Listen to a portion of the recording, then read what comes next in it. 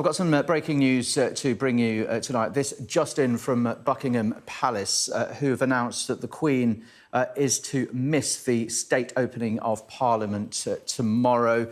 Buckingham Palace says Her Majesty continues to experience episodic mobility problems. We know that has been an issue for quite a while now, getting around the Queen. In consultation with her doctors, has reluctantly decided, we are told, that she will not attend tomorrow's state opening of Parliament. Let's bring in our political correspondent, John Craig. So, some clearly disappointing news there, just in from Buckingham Palace. The Prince of Wales going to take her place.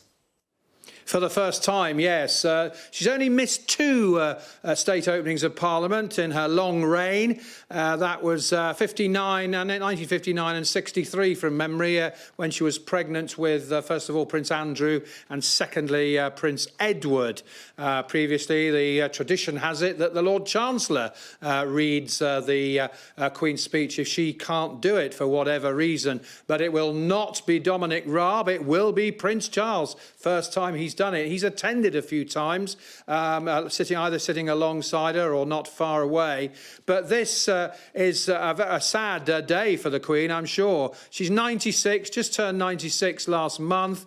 And one has to question whether she has possibly opened Parliament for the last time, given her increasing mobility problems. It was announced a few days ago that she is not going to be able to attend her own garden parties at Buckingham Palace. So tomorrow is the big day. It's the state opening of Parliament, when the Queen reads out all the bits of legislation that the government's going to bring in over the next 12 months or so. We're expecting a bumper Queen's speech. We're expecting, for example, a bonfire of EU rules in legislation on post-Brexit reforms.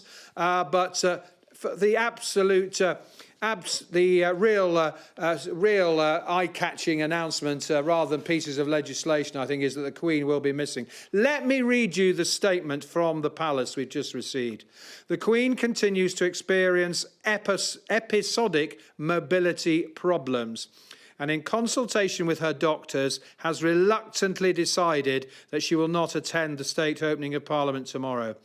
At Her Majesty's request, and with the agreement of the relevant authorities, the Prince of Wales will read the Queen's speech on Her Majesty's behalf, with the Duke of Cambridge also in attendance. So, a number of key words there. First of all, she's reluctantly decided she can't do it. There have been suggestions today that there might be what was described as a discreet wheelchair route made available, so that she would arrive by car, not in the state coach as she used to, but she'd be able to get into a wheelchair when the car goes in through the Sovereign's entrance, perhaps to take her up through the Royal Gallery into the House of Lords chamber. Well, clearly that hasn't worked. She would still have had to walk into the chamber and then sit down on the throne. Prince Charles, we understand, will go do the usual procession through the Royal Gallery.